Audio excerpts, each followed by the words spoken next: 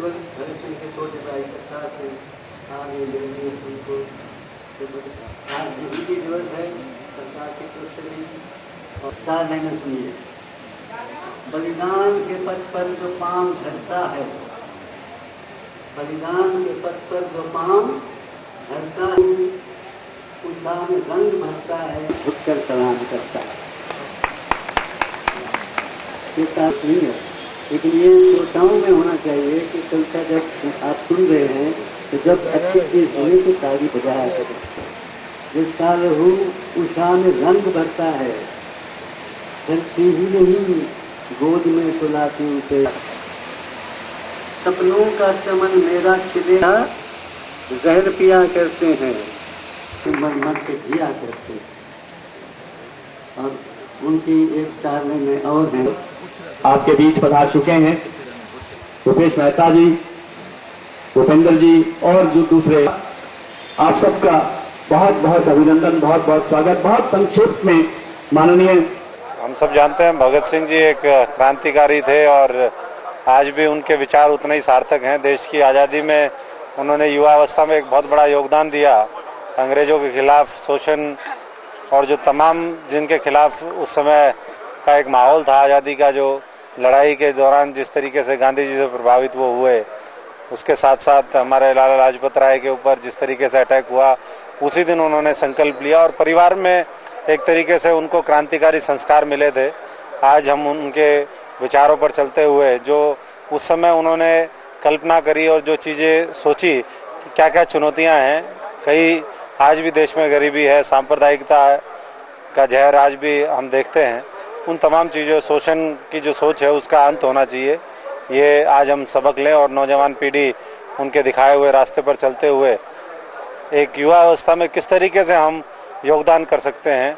आज हिंदुस्तान युवाओं का देश है और मैं समझता हूँ कि युवा सबसे ज़्यादा उनसे प्रेरणा लेकर के इस देश को, समाज को दिशा देने का काम करेंगे, ऐसा मुझे विश्वास। चमत्कारों का पर्दाफाश बहुत अच्छे ढंग से दिखाया है। सिरसा के सांसद डॉक्टर अशोक तंवर कर रहे हैं। आप सब इसके साक्षी बन रहे हैं, बधाई के पात्र हैं आप सब। पुस्तक का विमोचन कर रहे हैं, हमारे लिए बहुत हर्ष का विषय है, बहुत प्रसन्नता और गौरव का विषय है। उन्होंने एक ये कही थी, इससे जो महान बात उनकी है उसके बारे में लोग, जिन लोगों को भी हम महान मानते हैं, और खास तौर पे भगत सिंह संस्थान के सभी पदाधिकारियों को काम किए, उन स्थानों पर भी उनको ले जा करके उनको मैं समझता हूँ कार्यक्रम चलाने की जरूरत है। और उसमें यहाँ लोग बैठे हुए हैं, जिस तरीके से आदमी रोज कुछ न कुछ सीखता है और जब कुछ नहीं सीख पड़ता है उससे भी कुछ न कुछ ग्रहण करता है। अभी मैं ये पढ़ रहा था और इसमें लिखा था, इसलिए नहीं करवाया कि वहाँ पर अंग्रेजी बादशाह। हमारे दूसरे अतिथियों को भी सभी से विनम्र प्रार्थना करके बैठ जाइए। 5 मिनट का समय और दे दीजिए, सिर्फ 5 मिनट। हाँ गुड़िया इधर, गुड़िया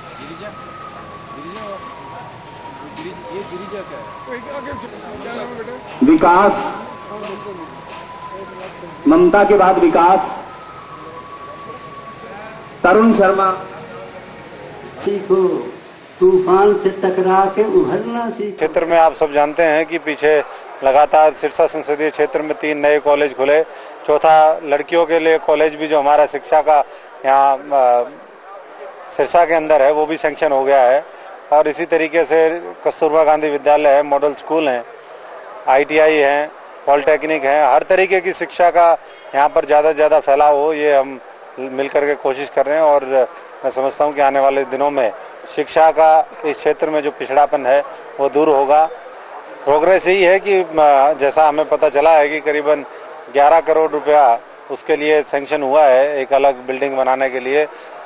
जो बिल्डिंग है उसकी हालत बहुत जर्जर थी और जल्दी उस पर काम शुरू हो, ये हम मिलकर के प्रयास करें। और जो हमारा भगत सिंह सिर्फ क्रांतिकारी नहीं थे, उन्होंने अपना एक नौजवान सभा बनाई थी लाहौर में, और पहले वो गांधी जी की असहयोग आंदोलन में भी मिले थे, साइमन कमीशन में भी मिले थे। और जब लाठीचार्ज हुआ था साइमन कमीशन का लाहौर में और लाजपत राय के ऊपर लाठियाँ चल गई थी, उस वक्त उनको बड़ा गुस्सा लगा था और तभी से वो कह रहे थे कि अब अहिंसा से काम चलेगा नहीं, और तब उन्होंने क्रांति का रास्ता अपनाया था भगत सिंह जी का। ये बहुत कम लोग समझते हैं। पहले वो साथ थे उनके, खादी भी की, विदेशी कपड़ों की होली भी जलाई थी जैसे गांधी जी चाहते थे। तो भगत सिंह को पढ़ने की ज़रूरत है, समझने की ज़रूरत है। हम लोग सिर्फ बातें करते हैं। उनकी जीवनी, अभी उनकी जो डायरी छपी है 400 पेज की, वो पढ़ने लायक है।